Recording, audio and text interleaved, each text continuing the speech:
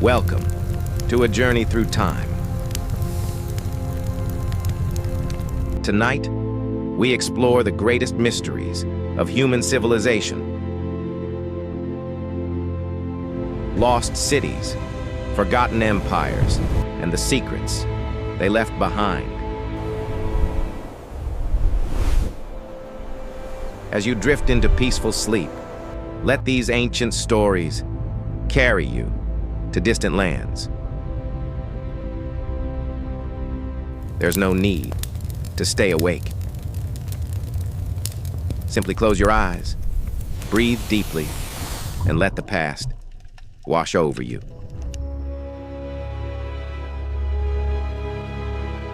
Our journey begins 60,000 years ago, when humans first looked up at the stars and wondered what mysteries lay beyond.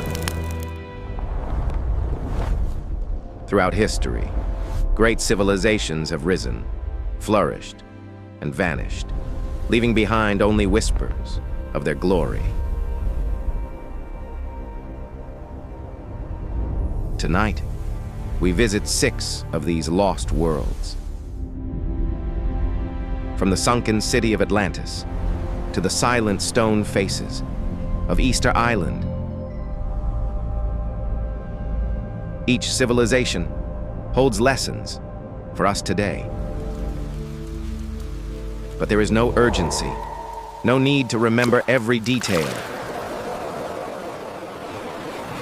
Simply let the words flow over you like gentle waves on an ancient shore.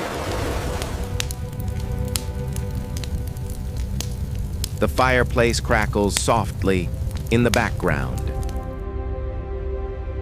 The world outside fades away. And we begin our journey into the past.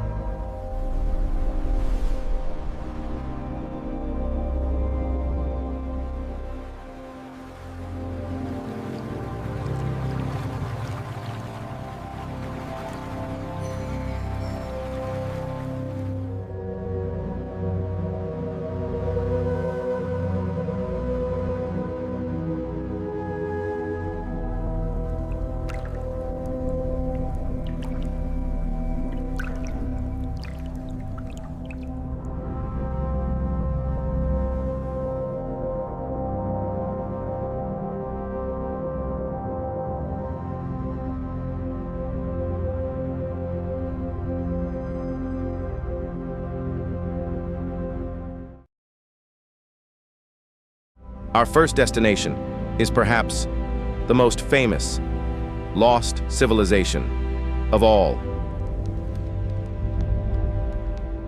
Atlantis. The story begins in ancient Greece, around 360 BCE. The philosopher Plato sat in his academy in Athens and wrote of a powerful island nation. He called it Atlantis. According to Plato, Atlantis existed 9,000 years before his time. It was a land of incredible wealth and advanced technology. The Atlanteans, Plato wrote, had conquered much of the Mediterranean world. Their capital city was a marvel of engineering. Concentric rings of water and land surrounded a central island. Massive walls, covered in precious metals, gleamed in the sunlight. Gold, silver, and a mysterious metal called orichalcum adorned every building. The Atlanteans had mastered the power of the sea. Their ships sailed to every corner of the known world. But their greatest achievement was not military or architectural. It was their understanding of nature itself. They harnessed the power of hot springs and geothermal energy. Their temples honored Poseidon, god of the sea. And for generations, Atlantis prospered.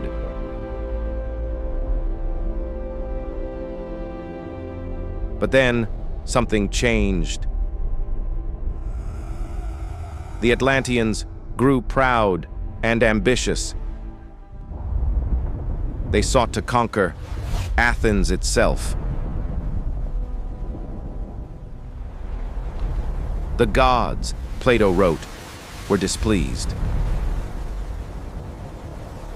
And so, in a single day and night of catastrophe,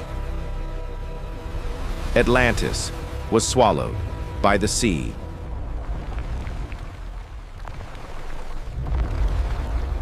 Earthquakes shook the island. Tidal waves crashed over the mighty walls. And when the sun rose the next morning, Atlantis was gone.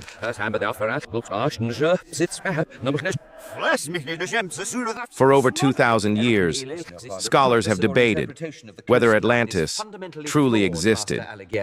The Florentine maps clearly show the longitude right. Some believe Plato invented the story as a philosophical lesson, a warning about the dangers of hubris. Others search for physical evidence of the lost city. Theories abound about its location. Perhaps it was in the Mediterranean, near Crete. The Minoan civilization was destroyed by a volcanic eruption around 1600 BCE. Their advanced culture, their mastery of the sea, their sudden disappearance, all echo Plato's description of Atlantis.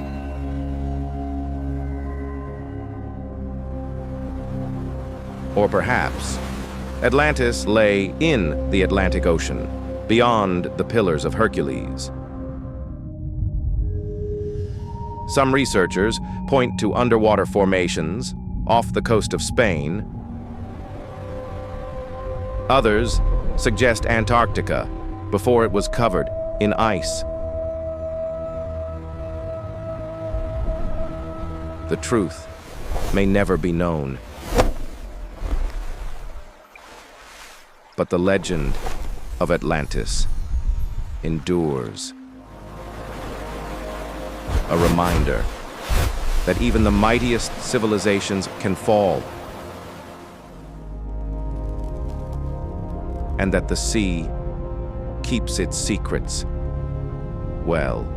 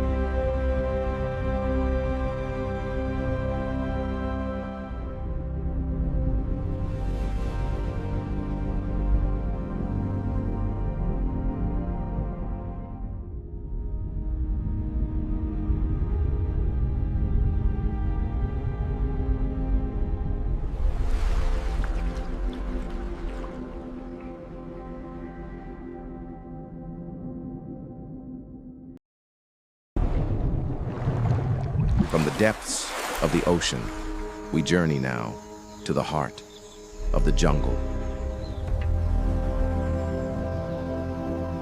to the land of the Maya.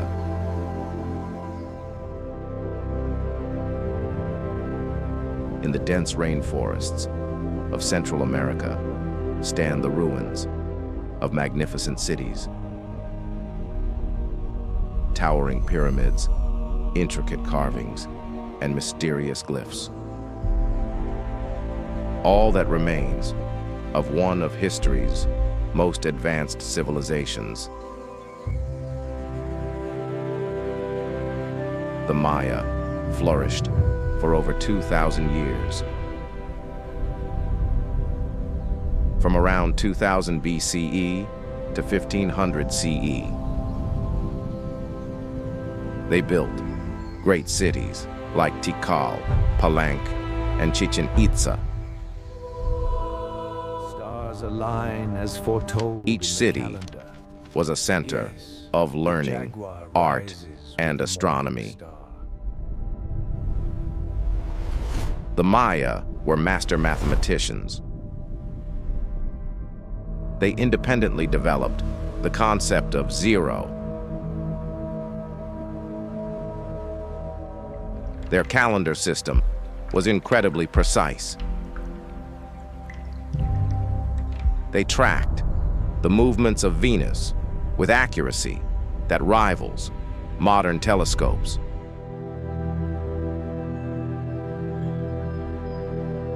The Maya built observatories to study the stars.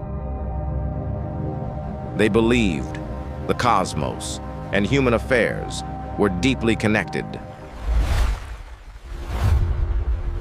Their priests could predict eclipses centuries in advance.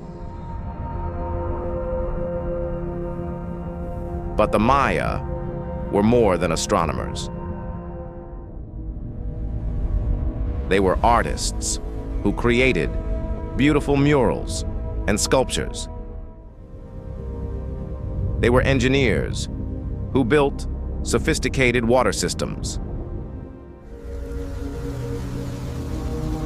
In the dry season, they collected rainwater in massive reservoirs.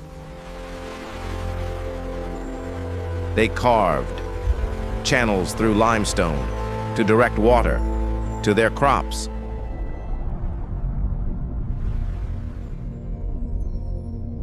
The Maya also developed a complex writing system. Their glyphs recorded history, mythology, and astronomical observations. For centuries, these writings remained undeciphered. The glyphs resolve into the ancient tongue. But modern scholars have unlocked many of their secrets. We now know the names of Maya kings. We can read about their wars, their alliances, and their rituals.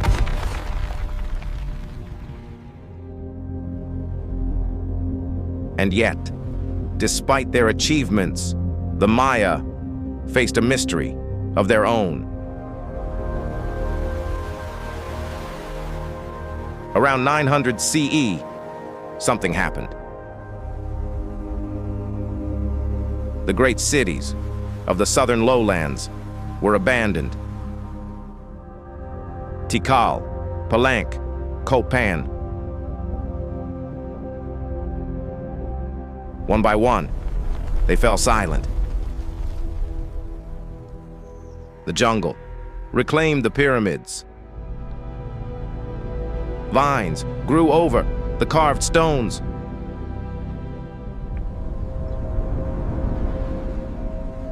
What caused this collapse? Scholars have proposed many theories. Perhaps it was drought. Climate records show severe dry periods during this time. Without rain, Crops failed. Without food, populations declined.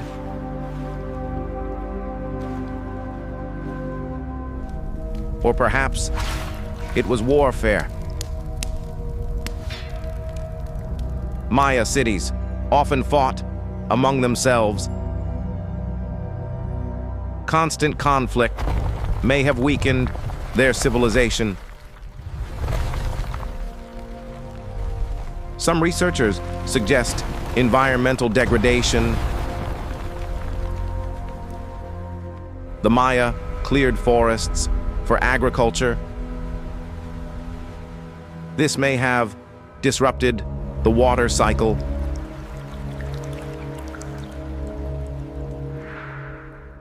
Most likely, the collapse had multiple causes: drought, warfare, deforestation, and disease, all working together to bring down a great civilization.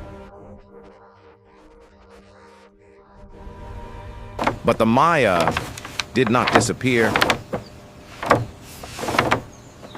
Millions of their descendants still live in Central America. They are perfect for the salsa. Thank you. They preserve ancient traditions and speak Mayan languages.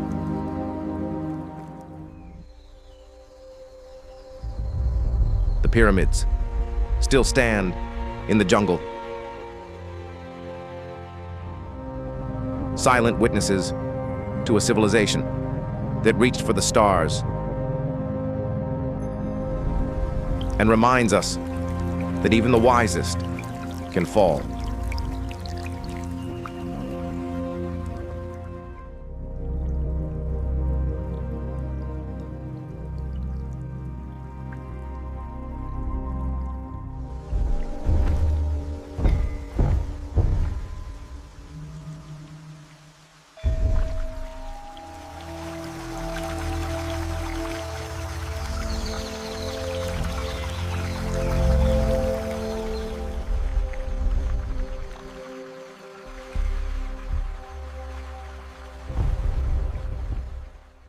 From the jungles of Central America, we travel now to Southeast Asia,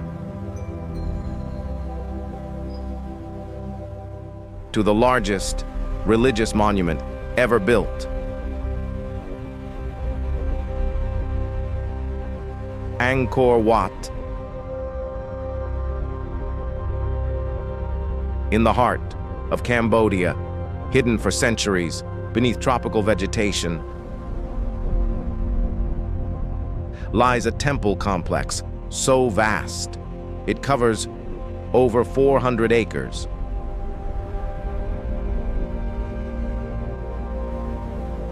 Angkor Wat was built in the early 12th century by King Suryavarman II. It took 30 years to complete. Thousands of workers carved millions of sandstone blocks. They transported them from quarries 25 miles away.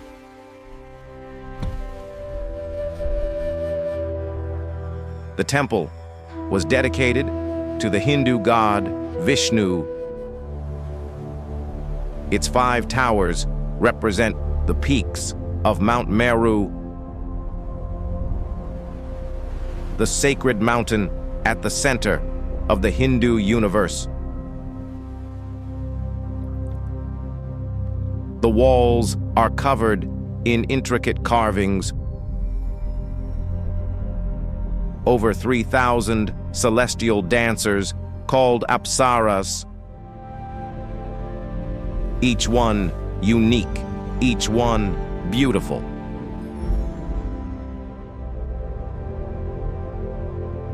The bas-reliefs tell stories from Hindu mythology. The churning of the ocean of milk, the battle of Kurukshetra, Every surface, every corner tells a story.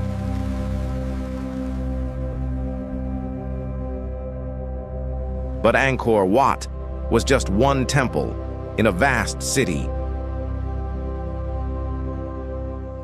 The Khmer Empire built hundreds of temples and monuments.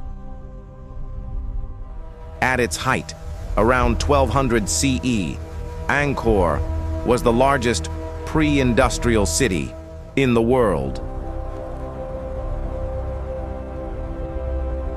Nearly 1 million people lived there. More than any European city of that time.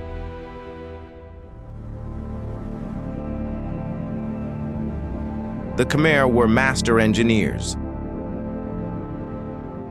They built an elaborate system of reservoirs and canals. These barrays, some over 5 miles long, stored water for the dry season. They allowed 3 rice harvests per year. This is the finest glaze in the market. This abundance Agreed. supported A pleasure doing a sophisticated civilization.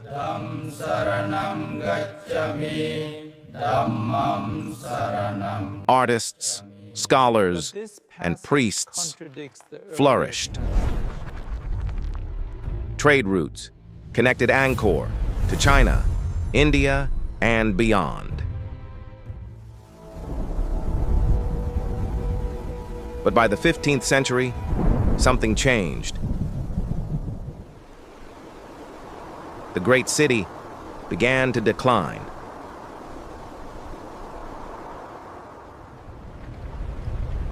Some scholars believe the water system failed. Perhaps the canals became clogged with sediment. Or perhaps climate change brought unpredictable monsoons. Others point to warfare. The Thai kingdom of Ayutthaya attacked Angkor repeatedly. In 1431, they sacked the city.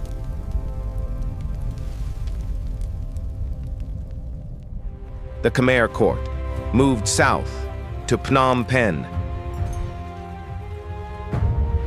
And slowly, the jungle reclaimed Angkor. Trees grew through temple roofs. Roots wrapped around stone walls. For 400 years, the temples slept beneath the canopy.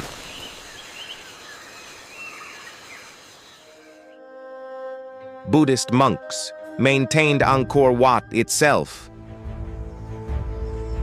But the other temples were forgotten. In the 19th century, French explorers rediscovered the lost city. They were amazed by what they found. Today, Angkor Wat is a UNESCO World Heritage Site. Millions visit each year to walk among the ancient stones and to wonder at a civilization that built such beauty, only to have it swallowed by the forest.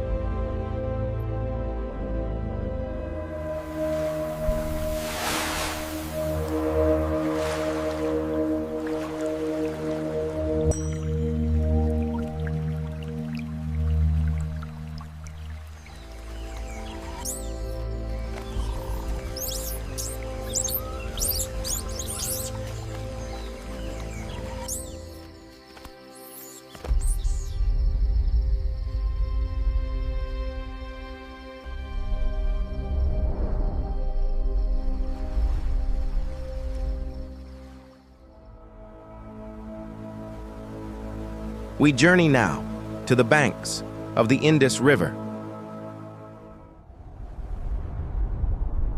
to a civilization so advanced, yet so mysterious, that we still cannot read their writing.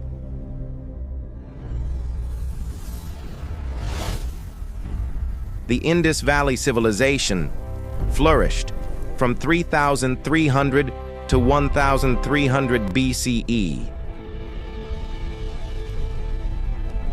Across what is now Pakistan and northwest India. At its peak, around 2,500 BCE, it was the largest civilization of its time. Larger than ancient Egypt or Mesopotamia.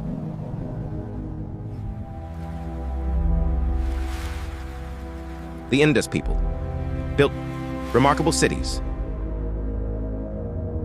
Harappa and Mohenjo-Daro are the most famous.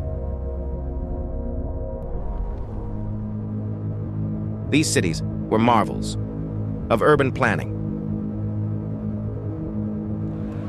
Streets laid out in perfect grids. Buildings made of standardized bricks. Every house had access to water and drainage. The sanitation system was more advanced than anything in Europe. Until the Roman Empire.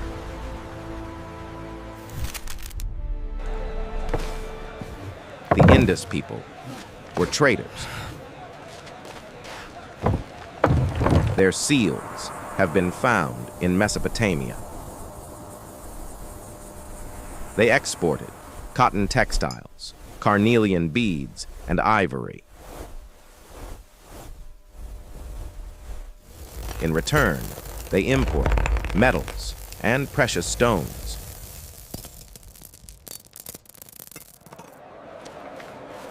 But unlike other ancient civilizations, the Indus Valley had no grand palaces, no massive temples, no royal tombs. The cities seem remarkably egalitarian. Houses were similar in size. Wealth appears evenly distributed. A god among men, commanding the very landscape. Yet across This the suggests ancient world, a society very different from Egypt or Mesopotamia. The harvest has been poor this season. We must address the grain Perhaps storage immediately. they were governed The traders from by the south are councils demanding more rather than power. kings. Or perhaps their rulers chose not to display their power through monuments.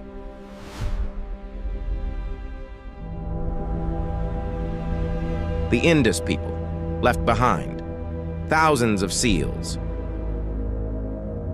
small stone tablets carved with symbols and animals. Bulls, elephants, unicorns.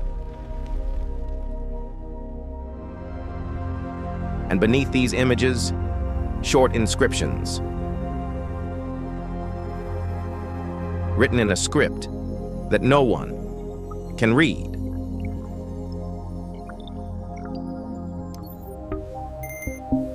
Scholars have tried for decades to decipher the Indus script.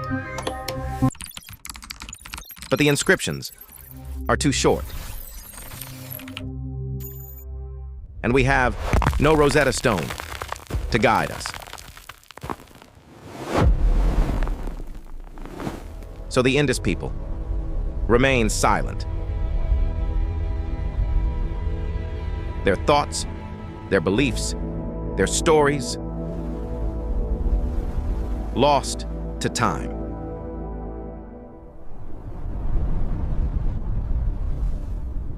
Around 1900 BCE, the Indus cities began to decline. By 1300 BCE, they were abandoned. What happened?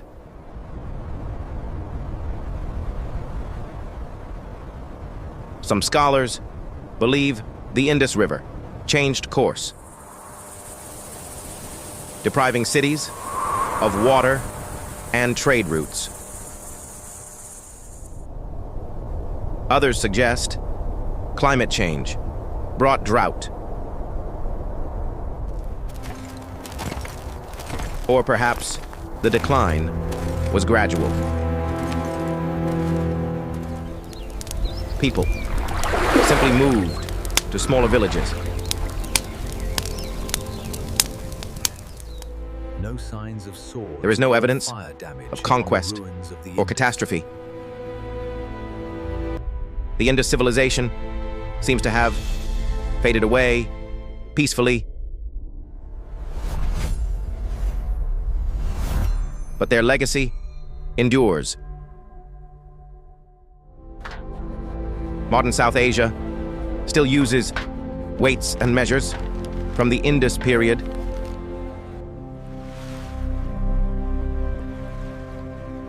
And in the ruins of Mohenjo-daro, we see a vision of urban life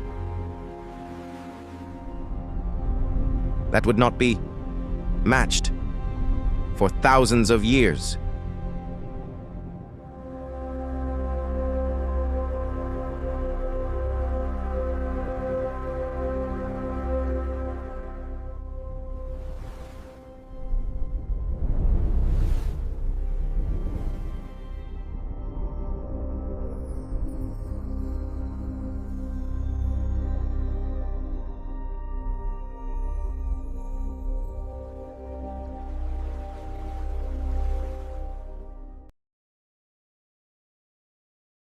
Our journey takes us now to the most remote inhabited island on Earth. Easter Island, or Rapa Nui.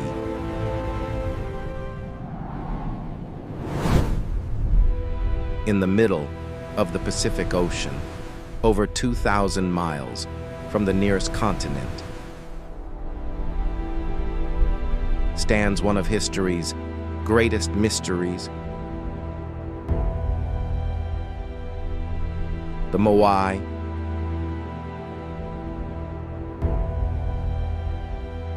Nearly 900 giant stone statues, some weighing over 80 tons, carved from volcanic rock and transported across the island by a people with no wheels, no metal tools, and no written language. We claim this land in the name of our ancestors. The Polynesian settlers arrived on Rapa Nui around 1200 CE. We plant the seeds of our future. They found a lush island covered in palm forests, rich soil, abundant birds, and fish in the surrounding waters. It seemed like paradise.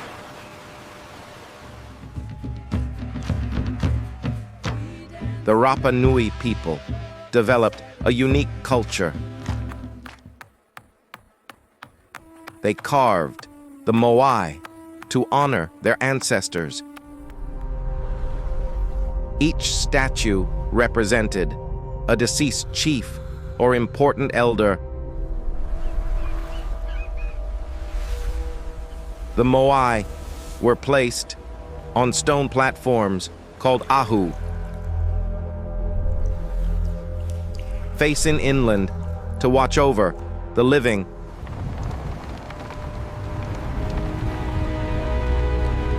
For centuries, the Rapa Nui carved ever larger statues, competing clans tried to outdo each other. The largest Moai ever erected stands 33 feet tall and weighs 82 tons.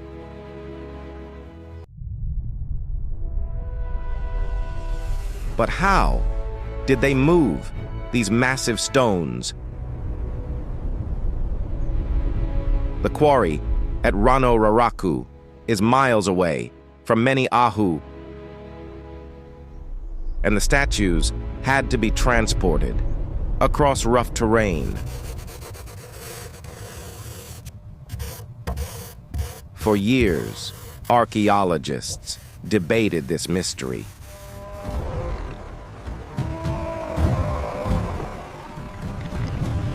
Some believed the statues were dragged on wooden sledges. Others suggested they were rolled on logs. But recent experiments have shown something remarkable.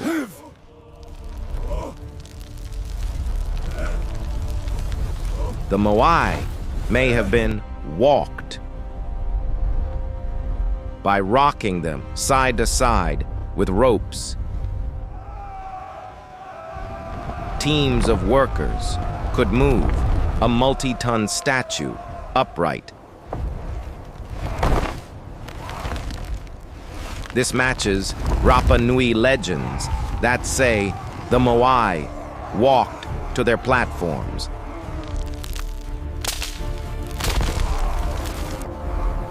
But this achievement came at a cost. Moving the statues required vast quantities of rope,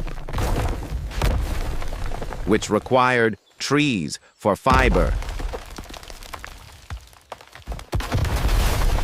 The Rapa Nui also needed wood for boats, houses, and fuel.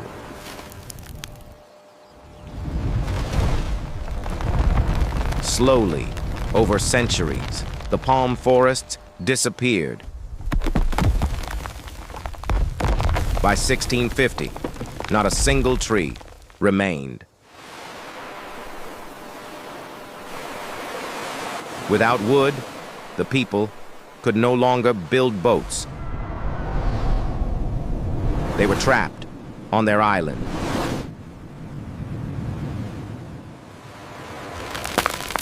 Without forests, the soil eroded, crop yields declined. The population, which had reached 15,000, began to fall.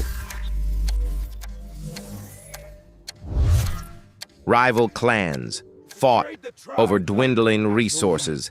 I did nothing, it was him. He brought this upon us. In their anger, they toppled each other's Moai. By the time European explorers arrived in 1722, Finally, solid ground. the island was barren. The population had crashed to just 2,000 people.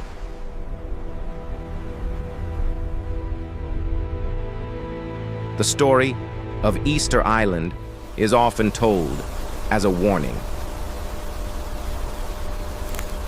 about what happens when a society exhausts its resources. But it is also a story of human resilience.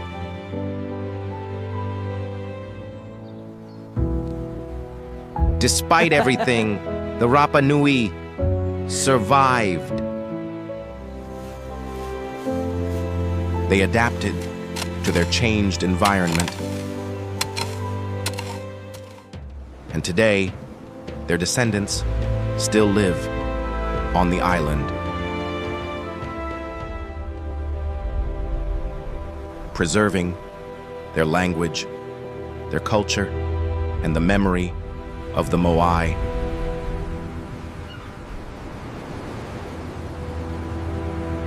those silent giants that stand facing the land,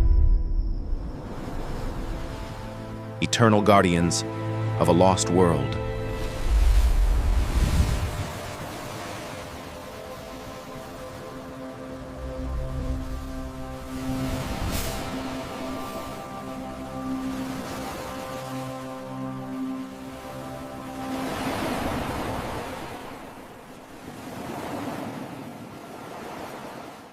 Our final destination takes us to the desert,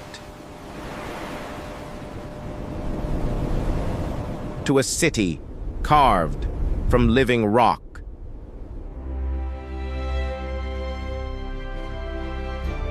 Petra.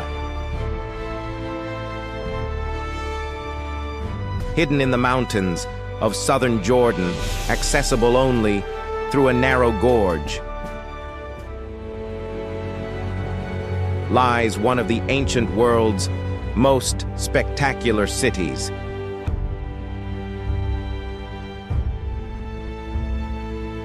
Petra was the capital of the Nabatean kingdom, a civilization that flourished from the 4th century BCE to the 1st century CE. The Nabateans were traders. They controlled the caravan routes that carried frankincense and myrrh from Arabia to the Mediterranean.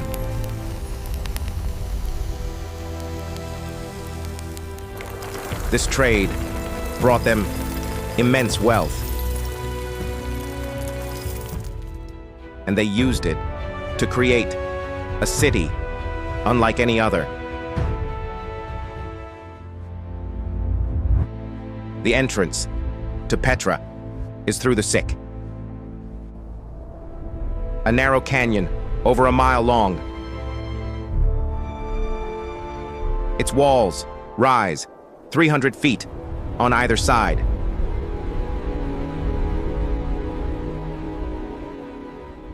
As you walk through the Sick, the walls almost touch overhead, blocking out the sun. And then, suddenly, you emerge.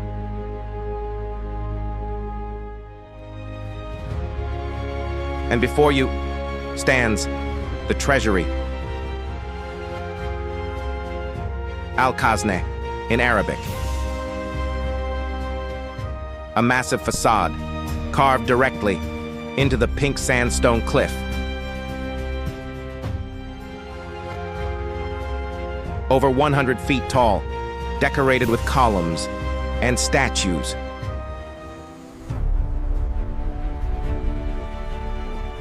The treasury is just the beginning. Beyond it lies an entire city carved from rock. Tombs, temples, theaters, and homes. The Nabateans were master engineers. In the middle of the desert, they created a sophisticated water system.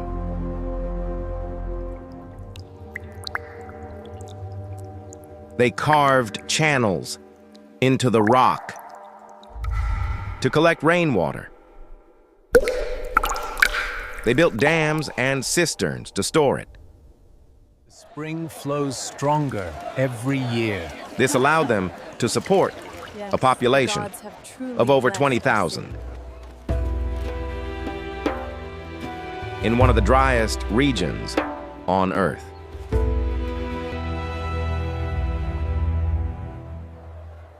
But Petra's glory was not to last.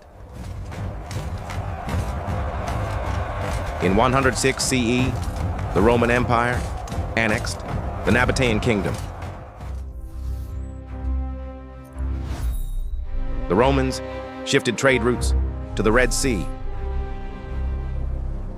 bypassing Petra entirely.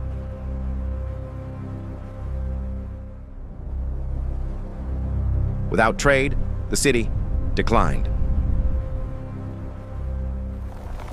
A major earthquake in 363 CE destroyed many buildings. By the 7th century, Petra was largely abandoned.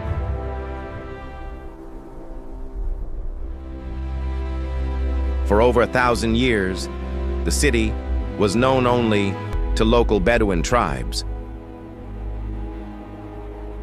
who guarded its secret. In 1812, a Swiss explorer named Johann Ludwig Burckhardt disguised himself as an Arab scholar. Is this the way to the Sikh? Yes, follow me. And convinced a Bedouin guide to take him through the Sikh.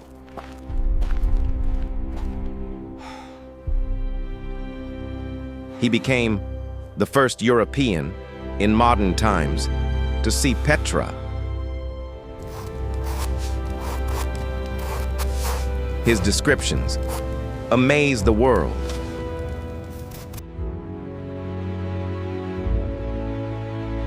Today, Petra is Jordan's most visited tourist attraction and a UNESCO World Heritage Site. But much of the city remains unexcavated. Archaeologists believe only 15% has been explored.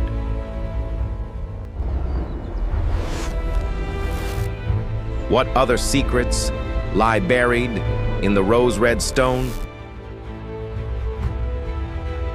What stories wait to be discovered? Petra reminds us that even in the harshest environments, human ingenuity can create beauty.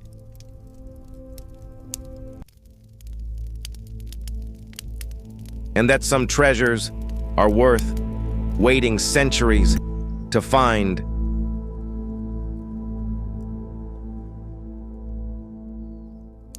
Our journey through lost civilizations comes to an end. We have walked among the ruins of Atlantis and the Maya. We have marveled at Angkor Wat and the Indus Valley. We have stood before the Moai and entered the rose-red city of Petra.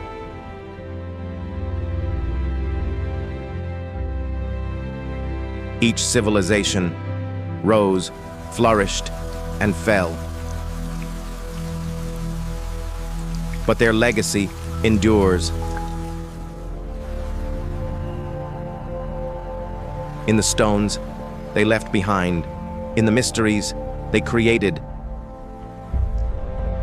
and in the lessons they teach us about ourselves.